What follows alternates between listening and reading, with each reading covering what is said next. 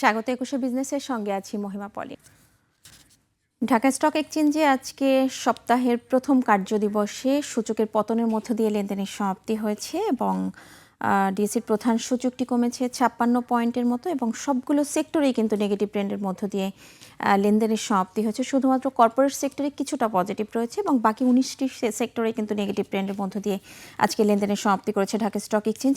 তো চলুন আমরা দেখে নিই যে ঢাকা স্টক এক্সচেঞ্জের দিন শেষে সূচকের কি অবস্থান রয়েছে সেটা একটু আমরা দেখে নিব এবং কয়টি প্রতিষ্ঠানের শেয়ারের দর বেড়েছে, কয়টি হারিয়েছে সেটাও দেখে নিব এবং দিন শেষে টার্নওভারের পরিমাণটিও একটু দেখে নিব ঢাকা স্টক এক্সচেঞ্জে। দর্শক, আমি যেমনটা বলছিলাম যে ডিএসসির প্রধান সূচকটি কমেছে এবং 58 পয়েন্টের মতো কমেছে। আপনারা দেখতে পাচ্ছেন 4939 পয়েন্টের সূচকের অবস্থান রয়েছে এবং লেনদেন হওয়া প্রতিষ্ঠানগুলোর মধ্যে বেশিরভাগ প্রতিষ্ঠানেরই কিন্তু শেয়ারের দর হারিয়েছে। 300টিরও বেশি প্রতিষ্ঠানের শেয়ারের দর আজকে হারিয়েছে, 308টি প্রতিষ্ঠানের শেয়ারের দর হারিয়েছে।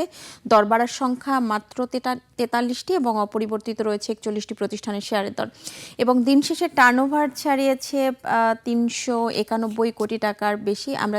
আপনারা দেখতে পাচ্ছেন যে 412 কোটি টাকার মতো আজকে লেনদেনের পরিমাণ ছাড়িয়েছে এবং সবচেয়ে বেশি টার্নওভার ছাড়িয়েছে ব্যাংকিং সেক্টরে। মোট লেনদেনের 15.32% লেনদেন হয়েছে এই সেক্টরটিতে, টাকার অঙ্কে 59 কোটি টাকা। ফার্মাসিউটিক্যাল সেক্টরে 53.50 কোটি টাকার মতো লেনদেন হয়েছে, যা মোট লেনদেনের 13.80% এবং টেক্সটাইল সেক্টরে 47 কোটি টাকার মতো লেনদেন হয়েছে, যা মোট লেনদেনের 12.04%। তো দর্শক, পুঁজিবাজার নিয়ে আরও বিস্তারিত জানতে এখন আমরা কথা বলবো পুঁজিবাজার বিশ্লেষক মাহমুদ হোসেন এফসি এর সঙ্গে। আপনাকে স্বাগত আমাদের আজকের অনুষ্ঠানে। ধন্যবাদ আপনাকে এবং দর্শকদেরকে ধন্যবাদ আমাদের সাথে অংশগ্রহণ করার জন্য। জি, আজকে সপ্তাহের প্রথম কার্যদিবস।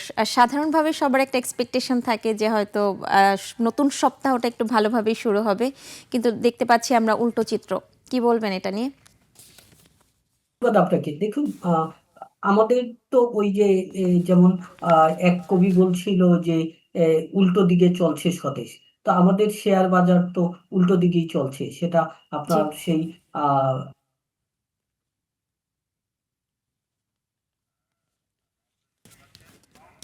জি, জনাব মাহমুদ হোসেন এফসি, আপনি শুনতে পাচ্ছেন?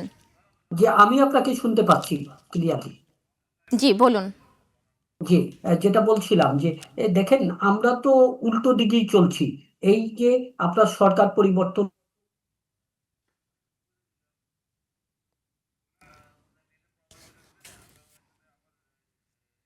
তো শেয়ার মার্কেট ছাড়া, এবং এই শেয়ার মার্কেটে এই ফিরে না আসার কারণ যে আপনার পারস্পরিক আস্থার অভাব, এটা নিয়েও যথেষ্ট পরিমাণ কথা হয়েছে।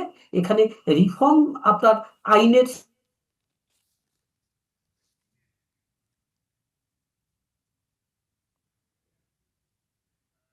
কিছু আসেনি। কাজেই শেয়ার বাজার এই নির্বাচনকালীন একটা অনিশ্চিত সময়ের মধ্যে, যেখানে আপনার মনে করেন একটা নিশ্চয়তার দিকে দেশের অর্থনীতি ধাবিত হচ্ছে, যেখানে একটা জনাব মাহমুদ নিশ্চয়তার দিকে। হোসেন, আমরা একটু আপনার নেটওয়ার্ক কানেকশনটা হচ্ছে একটু চেক করার জন্য বলবো যে আপনার ওখানে নেটওয়ার্ক কানেকশনটা খুবই লো দেখাচ্ছে, তার জন্যই হয়তো এভাবে কথাগুলো কেটে কেটে আসছে। আচ্ছা, আমি দেখে আবার চেক করে নিচ্ছি। জি, আপনি আবার ডিসকানেক্ট করে আবার নতুন করে জয়েন করেন সেক্ষেত্রে।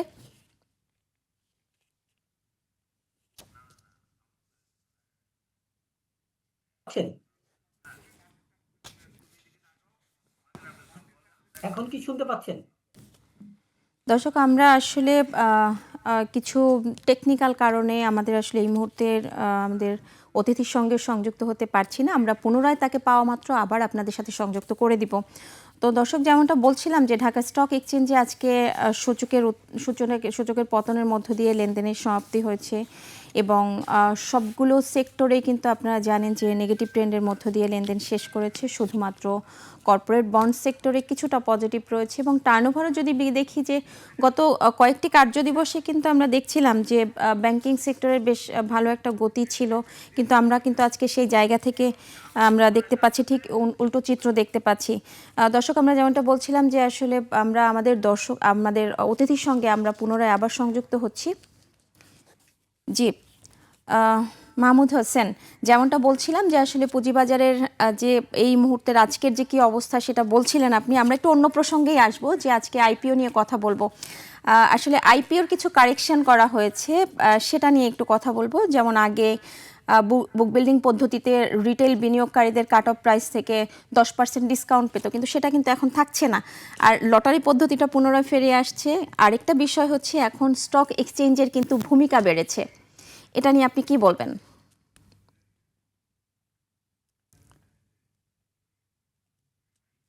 স্টক এক্সচেঞ্জের যে ভূমিকাটা বেড়েছে এটা খুবই একটা ইতিবাচক আপনার পদক্ষেপ আমি মনে করব, কারণ আহ, শেয়ার বাজারে কিন্তু প্রাইমারি রেগুলেটর হচ্ছে স্টক এক্সচেঞ্জ। তাকে ক্ষমতায়ন করতে হবে। বাট এখন যে জিনিসটা হচ্ছে যে তাকে আইনিভাবে ভূমিকা বাড়ানো হয়েছে, বাট এই স্টক এক্সচেঞ্জ কার্যকরী ভূমিকা পালন করতে পারবে কিনা সেটা নিয়ে কিন্তু যথেষ্ট পরিমাণ সন্দেহ থেকে যায়। বিগত 1.5 বছরের পারফরমেন্স যদি দেখি, স্টক এক্সচেঞ্জ, ঢাকা স্টক এক্সচেঞ্জের কথা বললি, তারা কিন্তু এক্সপেক্টেড লেভেলে পারফর্ম করছে না।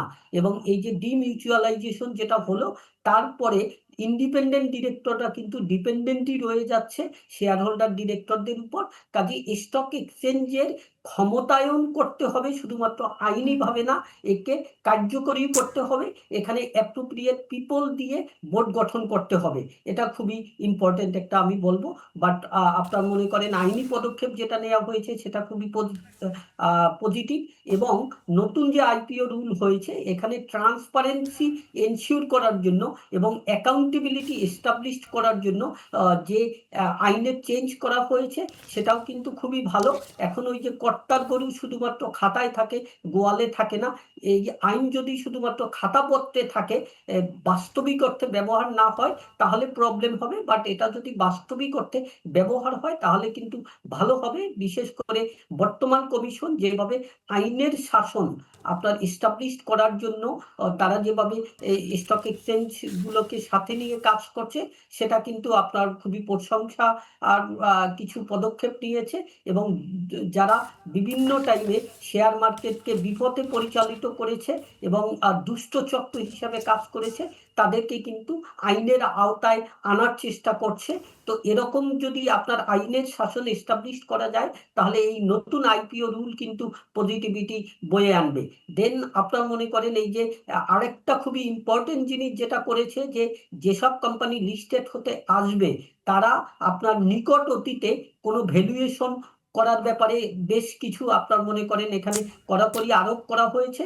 আমরা জানি এভাবে আপনার মনে করেন যেটা নতুনভাবে লিস্টেড হবে, এইসব কোম্পানিতে উল্টাপাল্টা ভ্যালুয়েশন করে তারপর এনএভি বাড়িয়ে, শেয়ারের দাম বাড়িয়ে, এখান থেকে টাকা তুলে আর আর আরেকটা বিভিন্ন বিষয়, সময় যে আপনার এই নতুন আইপিওর যে নতুন বিধিমালা আসলে এই যে রিফর্ম করা হয়েছে বা কারেকশন আনা হয়েছে, সেটার পরবর্তীতে কিন্তু আরেকটা আমাদের জন্য একটা গুড নিউজ হচ্ছে, যে এই যে বহুজাতিক কোম্পানি এবং সরকারি রাষ্ট্রায়ত্ত কোম্পানিগুলোকে পুঁজিবাজারে আনার ব্যাপারে একটা বড় ধরনের একটা উদ্যোগ নেওয়া হয়েছে। এবং এরই মধ্যে রাষ্ট্রায়ত্ত কোম্পানি 5টি কোম্পানি কিন্তু পুঁজিবাজারে আসার জন্য তাদের আর সকল ধরনের যে ফর্মালিটি সেগুলো কিন্তু শেষও হয়েছে। এটা খুবই আপনার মনে করেন একটা ইতিবাচক পদক্ষেপ, কারণ এই একটা ইস্যু নিয়ে কিন্তু যুগের পর যুগ আপনার কথা হয়েছে, বাট আলটিমেটলি এটা আপনার বাস্তবতায় কিন্তু রূপ নেয়নি। But for the first time এই যে 5টা কোম্পানি, কর্ণফুলী নিয়ে 2টো কোম্পানি, তারপর শর্ট স্টেটও মানে আমরা যেটা বলি, এটাকে নিয়ে আসা হচ্ছে। এখানে বহুজাতিক কোম্পানিগুলো আগামী পদক্ষেপে নেওয়া হবে, এটাও আশা করা যাচ্ছে বা এরকম প্রস্তুতি নেওয়া হচ্ছে। এটা শেয়ার মার্কেটে একটা গুণগত পরিবর্তন আনবে বলে আমি মনে করি। জি, আমি আরেকটা বিষয় নিয়ে খুব ছোট্ট করে জানতে চাইবো, যে আসলে সিপিডির একটা প্রতিবেদন দিয়ে হচ্ছে আমি শেষ করব, যে এই মুহূর্তে অর্থনীতির বড় চ্যালেঞ্জ বিনিয়োগ বাড়ানো, যেখানে রাজস্ব আয় কম এবং রপ্তানি কমেছে। বার্ষিক উন্নয়ন কর্মসূচি এডিপির বাস্তবায়নও হচ্ছে 10 বছরের মধ্যে সর্বনিম্ন। এটা নিয়ে আপনি কি বলবেন? দেখেন, ম্যাক্রো ইকোনমির আউটলুক কিন্তু খুবই বাজে। এবং এই সরকারের সবচেয়ে বড় ব্যর্থতা যেটা বলবো, যে মুদ্রাস্ফীতি তো তেমন ভাবে কন্ট্রোল করতে পারেনি এবং ইন্টারেস্টের রেট হিউজ ভাবে বাড়িয়ে দিয়েছে। ডলারের আপনার টাকার এগেনস্টে অনেক দাম বাড়িয়ে দেওয়া হয়েছে, মানে টাকার অবমূল্যায়ন হয়েছে। এবং ব্যবসা বাণিজ্য কিন্তু রীতিমতো মুখ থুবড়ে পড়ে আছে। পলিসি আনসার্টিনিটির জন্য। কাজেই আপনার এখানে যেমন রাজস্ব ঘাটতি অনেক পরিমাণ আছে, আবার প্রাইভেট সেক্টরে আপনার যেমন পার্টিসিপেশন বা ইনভেস্টমেন্ট এটা কিন্তু রেকর্ড লো হয়েছে। ইভেন সরকারি ব্যয় যেটা আপনি বার্ষিক উন্নয়ন কর্মসূচির আন্ডারে যে ব্যয় সেটাও আপনি বললেন, সেটাও রেকর্ড লো। কাজেই নতুন সরকারের জন্য চ্যালেঞ্জ হবে কিভাবে আপনার এডিপি ব্যয়টা বাড়ানো, সাথে সাথে রাজস্ব আয়টা বাড়ানো এবং প্রাইভেট সেক্টরে একটা কনফিডেন্স দেয়া, সো দ্যাট যেন ইকোনমি আবার পুনরায় যেন আপনার মনে করেন গতি ফিরে পায় এবং উন্নয়নের দিকে যায়। আদারওয়াইজ কিন্তু খুবই আশঙ্কাজনক অবস্থা হবে, কারণ বেকারত্ব কিন্তু হিউজ পরিমাণ বেড়ে যাচ্ছে এবং মানুষ কিন্তু অসহনীয়ভাবে সাফার করছে। তো কাজেই আপনার সিপিডির আউটলুকটা আমি বলবো ভেরি ইম্পর্টেন্ট। এবং ওনারা আরেকটা যে জোর দিয়েছে যে আর্থিক সেক্টরে যে রিফর্মগুলো আছে এই রিফর্মগুলো চলমান থাকতে হবে এবং এই রিফর্মগুলো আপনার ভেরি প্ল্যান ওয়েতে করতে হবে। এখানে হিংসা বিদ্বেষ নিয়ে করা যাবে না এবং এটা খুবই একটা ইম্পর্টেন্ট চ্যালেঞ্জ হবে, কারণ আমরা জানি যে রাজনৈতিক সরকার আসলে অনেক পলিসি কিন্তু রাজনৈতিক দৃষ্টিকোণ থেকে হয়, অর্থনৈতিক দৃষ্টিকোণ থেকে হয় না। তো কাজেই অর্থনীতিকে জি, প্রায়োরিটি দিয়ে রাজনীতিকে লেস প্রায়োরিটি দিয়ে বোধহয় সংস্কার কর্মসূচি আগাতে হবে। কারণ বিগত টাইমে যে একটা অলিগার্ক কেন্দ্রিক আপনার রাজনৈতিক বন্দোবস্তের মাধ্যমে অর্থনীতিতে লুটপাট করা হয়েছে, সেখান থেকে ফিরে আসতে হলে মিনিংফুল সংস্কার কিন্তু প্রয়োজন হবে। জি, আপনাকে অনেক ধন্যবাদ। আমরা একেবারে শেষ পর্যায়ে চলে এসেছি। অনেক ধন্যবাদ এবং আমরা আশা করছি যে সিপিডির যে প্রতিবেদন সেই অনুযায়ী হচ্ছে পরবর্তী সরকার যারা আসবে তারা হয়তো সেই অনুযায়ী আগাবে এবং অর্থনীতিকে চাঙ্গা করার জন্য। ধন্যবাদ আপনাকে আজকে আমাদের সঙ্গে এখানে যুক্ত হবার জন্য। ধন্যবাদ আপনাদেরকে এবং দর্শকদেরকে।